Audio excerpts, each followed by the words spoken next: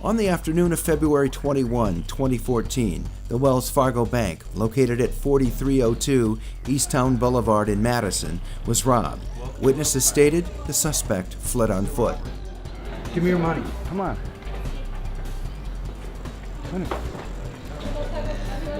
According to the testimony of the suspect, he left the Wells Fargo Bank running towards the east side of Chili's restaurant, where he discarded his coat, and then to the Associated Bank, where he either dropped or discarded his sunglasses. The suspect then ran several blocks up Independence Lane and into an apartment complex where he lived and was soon afterwards captured. This is the story of police officer Henry Wilson and his partner, Canine Boris, who despite strong gusty winds and difficult tracking conditions, tracked the suspect to his apartment, leading to his arrest. Request 1141. 1141, go ahead. Please respond to Wells Fargo Bank. Armed robbery just occurred. White male leaving out the front door on foot. Copied en route. I responded to the robbery. We had a many robberies, sound like the same guy who was hitting all over town. I responded, got there, officers were already on the scene. Went into the bank and I spoke with the teller who was actually robbed. Told me that the guy was standing on the mat in front of the teller. So I decided to take the mat. I stole that from Officer Jim Downer, who was on a robbery. I was on a bank robbery earlier, and I noticed he had just grabbed this 15-foot long mat and just put it on top of his car and drove it to the last location the person was seen. So I thought, okay. So I grabbed the mat and I took it to the last location that person was seen.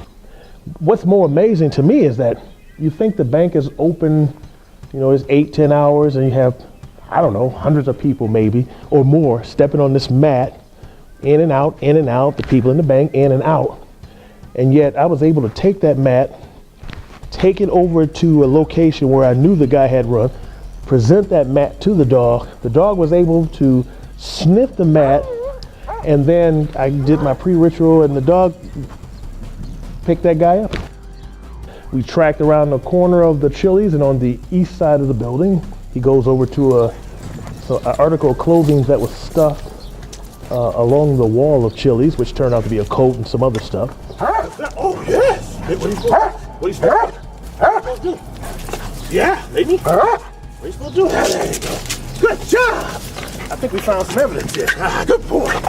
And then he went to the front of Chili's, and then he went to the sidewalk, and we got kind of caught in a scent pool in front of Chili's.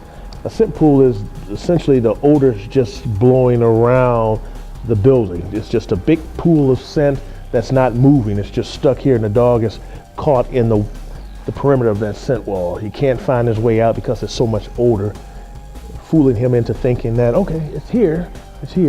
So keep moving the dog so you can get beyond that big pool of odor. I noticed that what we were doing that day was the same thing. And so I kept moving Boris around, and he began tracking east on East Washington in the street. And then he just made a right turn and went to the Associated Bank, and near some white rocks, there were a pair of sunglasses. Some sunglasses there. Don't tear them up. Yes! Good boy.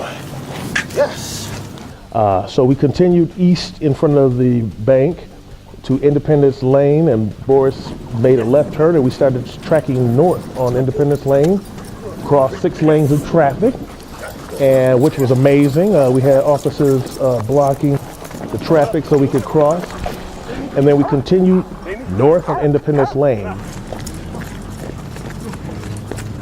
We made it to Dwight Drive. Boris made a left turn and tracked on the south side of Dwight Drive, and we went to Continental. I was thinking, I don't know if he's on it or not, but when we got to Continental Drive, Boris gave me a negative. He swept the whole intersection, and that told me right then that nope, the guy didn't go that way, the guy didn't go that way, the guy didn't go that way. And I believe that he was tracking, because if he was just taking me for a walk, why didn't he just continue walking? Why did he stop? And I honored what he told me. Dad, it didn't go that way.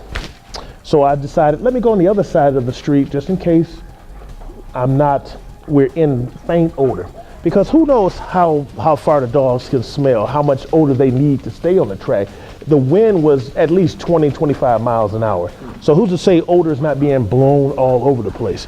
So when I walked him on the north side of the street back to Independence, once we got about half, 3/4 way down, he started pulling hard again. Pulling hard, squared up. And my training with this dog is he's on the track. So we got back to Independence. He turned left and we were going northbound on Independence.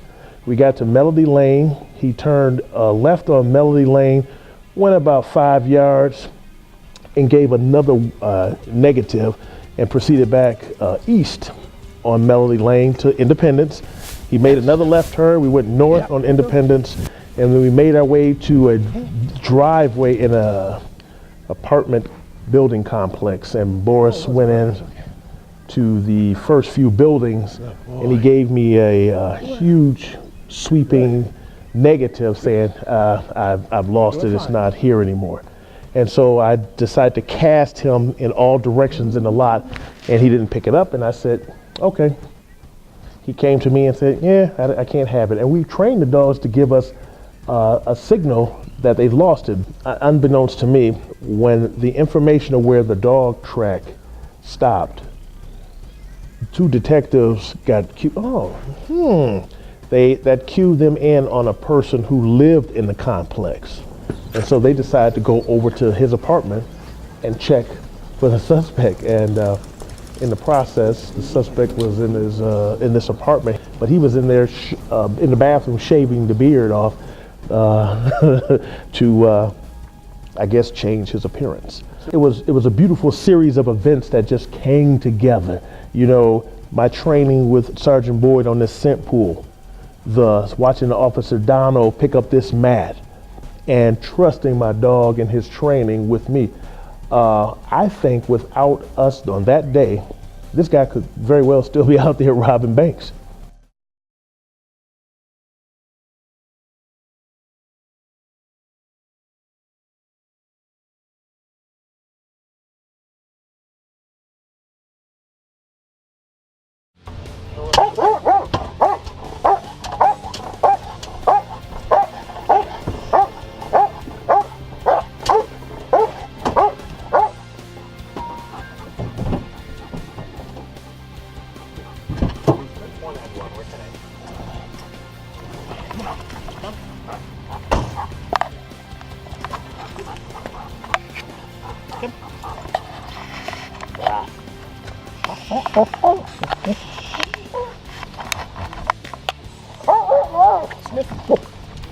Stop.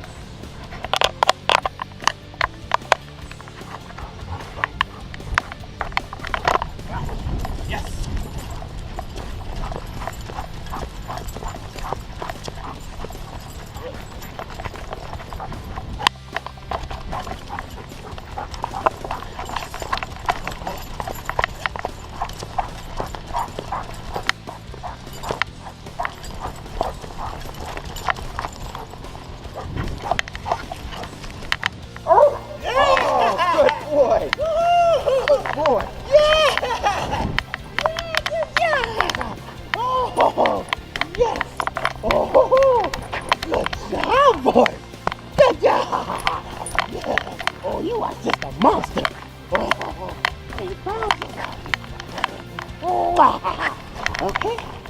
Easy. Yeah. What was that?